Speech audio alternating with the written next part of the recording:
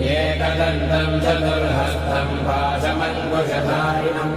तदञ्जमलदम् हस्ते बिभ्राणम् मूषकध्वजम्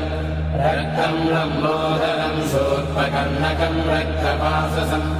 रक्तगन्धानुलिप्ताङ्गम् रक्तपुष्पैः सुपूजितम्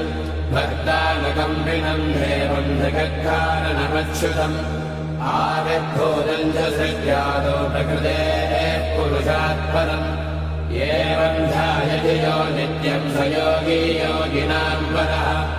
नमो व्रातपतये नमो गणपतये नमः प्रमथपतये नमस्ते अस्तु लम्बोदराय एकदन्ताय विघ्नविनाशिने शिवसुताय श्रीवरदमूर्तये नमो नमः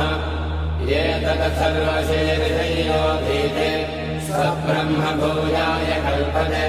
स सर्वतः सुखमेधते स सर्वविघ्नैर्न बाध्यते स पञ्चमहापापात् प्रमुच्यते।